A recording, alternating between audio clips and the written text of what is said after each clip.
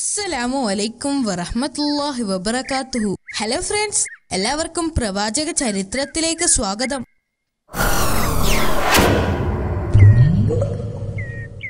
പ്രവാചകൻ തന്റെ ജനത്തോട് കരുണ കാണിക്കുന്നതിനായി നിരന്തരം അള്ളാഹുവിനോട് പ്രാർത്ഥിക്കുമായിരുന്നു. മറ്റുള്ളവരോട് കരുണ കാണിക്കാനും അള്ളാഹുവിൽ വിശ്വസിക്കുവാനും അദ്ദേഹം തന്റെ ജനങ്ങളോട് പറയുമായിരുന്നു.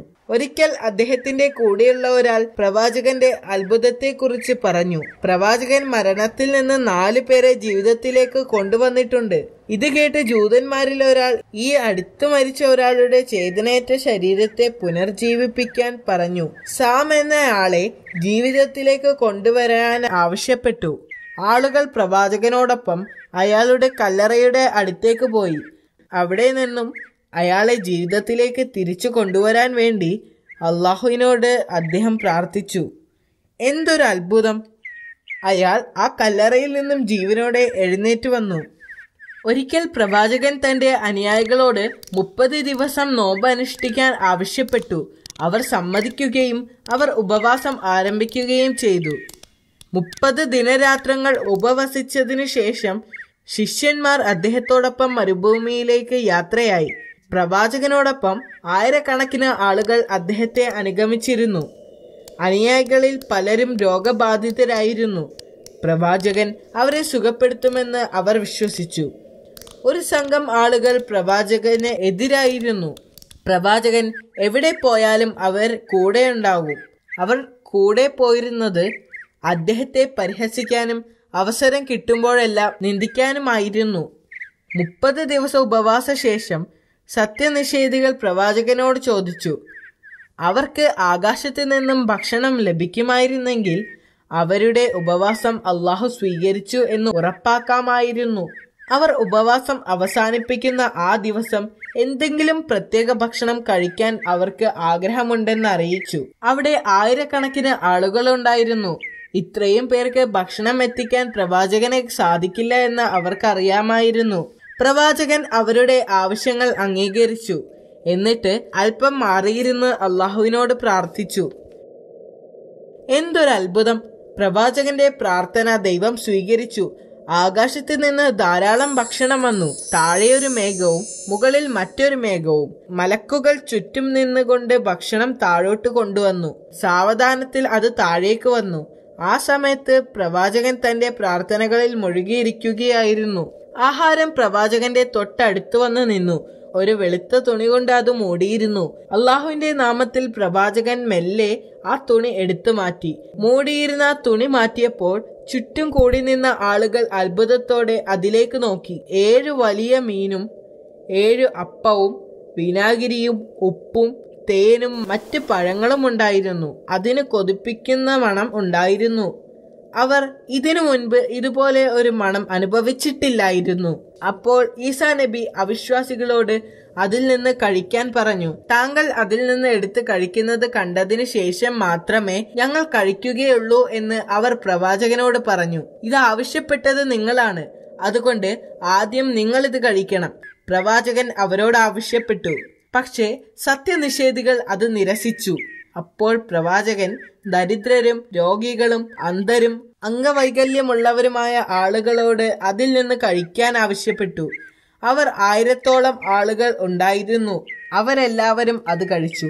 അപ്പോൾ മറ്റൊരു അത്ഭുതം സംഭവിച്ചു. അതിൽ നിന്ന് ഭക്ഷണം കഴിച്ച എല്ലാ രോഗികളെയും അള്ളാഹു സുഖപ്പെടുത്തി. വികലാംഗരെയും അന്ധന്മാരെയും മറ്റുള്ളവരെയും സംബന്ധിച്ചിടത്തോളം അതൊരു അത്ഭുതം തന്നെയായിരുന്നു. സത്യനിഷേധികളെ ആദ്യം ക്ഷണിച്ചിട്ടും അവർ അത് കഴിക്കാൻ വിസമ്മതിച്ചതിൽ അവർ ഇപ്പോൾ ദുഃഖിക്കുന്നുണ്ടായിരുന്നു.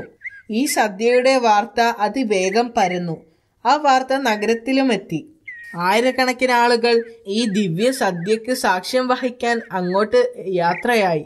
വിരുന്നിൽ പങ്കെടുക്കാൻ ആഗ്രഹിക്കുന്നവരുടെ എണ്ണം ഇപ്പോൾ വളരെ കൂടുതലായിരുന്നു. പ്രവാചകൻ എല്ലാവരോടും ഭക്ഷണം കഴിക്കാൻ പറഞ്ഞു. ദിവസങ്ങൾ കഴിഞ്ഞു. ആദ്യം മുതൽ അവസാനം വരെയുള്ള ഓരോ വ്യക്തിയും വയറ് നിറയെ ഭക്ഷണം കഴിച്ചു. ഓരോ ദിവസവും 7000-ഓളം ആളുകൾ ഭക്ഷിച്ചതായി പറയപ്പെടുന്നു. 40 ദിവസത്തിനു ശേഷം ദരിദ്രർക്ക് മാത്രം ഭക്ഷണം നൽകിയാൽ മതിയെന്നും ധനികർക്ക് നൽകേണ്ടതില്ല എന്നും അള്ളാഹു പ്രവാചകനോട് ആവശ്യപ്പെട്ടു.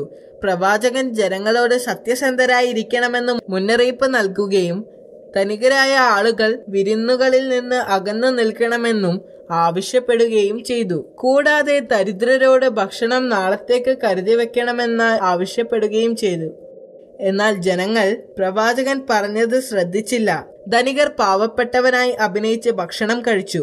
പ്രവാചകന്റെ കൽപ്പന അനുസരിക്കാതെ ദരിദ്രരും ആവശ്യത്തിൽ കൂടുതൽ ഭക്ഷണം കഴിച്ചു.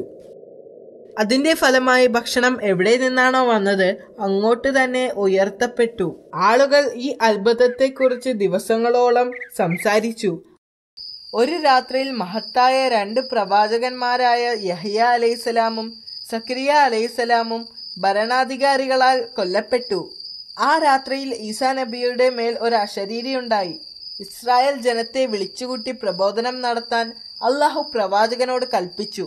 അദ്ദേഹം എതിരാളികളെ പോലെ നിലവിലുള്ള കപടഭക്തന്മാരെയും നിയമത്തെയും തള്ളിപ്പറയുകയും മൂസാ നബി അലൈഹിസ്സലാമിന്റെ നിയമത്തെ ശക്തിപ്പെടുത്തുകയും ചെയ്തു. പ്രവാചകൻ തന്റെ ജനത്തെ ശ്രേഷ്ഠമായ വാക്കുകളിലൂടെയും പ്രവർത്തനങ്ങളിലൂടെയും ലളിത ജീവിതം നയിക്കാൻ ആവശ്യപ്പെട്ടു. അദ്ദേഹത്തിന്റെ ഉപദേശങ്ങൾ പുരോഹിതന്മാരെ ശല്യപ്പെടുത്തിയിരുന്നു. പ്രവാചകന്റെ ഓരോ വാക്കും അവരുടെ ഇപ്പോഴത്തെ അവസ്ഥയ്ക്ക് ഭീഷണിയായിരുന്നു. ജനങ്ങളുടെ മുന്നിൽ അദ്ദേഹത്തെ തരം താഴ്ത്താനും അദ്ദേഹത്തിന്റെ വാക്കുകൾ മൂസാ നബിയുടെ നിയമത്തിന് എതിരാണെന്ന് ജനങ്ങളെ തെറ്റിദ്ധരിപ്പിക്കാനും അവർ തീരുമാനിച്ചു. അതിനുവേണ്ടി വ്യഭിചാരാരോപണം നടത്തിയ ഒരു സ്ത്രീയെ അറസ്റ്റ് ചെയ്തു. അപ്പോൾ അവർ ഈസാ നബി അലൈഹിസ്സലാമിനെ വിളിച്ച് അദ്ദേഹത്തിന്റെ അഭിപ്രായം ചോദിച്ചു. അവർ ഈസാ നബി അലൈഹിസ്സലാമിന്റെ മുൻപിൽ ആ സ്ത്രീയെ കൊണ്ടുവന്നു. വ്യഭിചാരിയെ കല്ലെറിയാൻ നിയമം നിർദ്ദേശിക്കുന്നില്ലേ എന്ന് ചോദിച്ചു. അതെ, പ്രവാചകൻ പറഞ്ഞു. എങ്കിൽ ഈ സ്ത്രീ ഒരു വ്യഭിചാരിയാണ്, ഒരു പുരോഹിതൻ പറഞ്ഞു. അദ്ദേഹം പുരോഹിതന്മാരെയും ജനത്തെയും നോക്കി. അന്നത്തിനു വേണ്ടി തെറ്റ് ചെയ്ത ഈ സ്ത്രീയേക്കാൾ പാപികളാണവരെന്ന് പ്രവാചകൻ അറിയാമായിരുന്നു. ആ ദിവസം വ്യഭിചാര കുറ്റത്തിന് അദ്ദേഹം ഒരു പുതിയ നിയമം കൊണ്ടുവന്നു. അദ്ദേഹം ജനങ്ങളുടെ നേരെ പുഞ്ചിരിയോടെ നോക്കി ഉച്ചത്തിൽ പറഞ്ഞു, നിങ്ങളിൽ പാപം ചെയ്യാത്തവർ അവളെ കല്ലെറിയട്ടെ.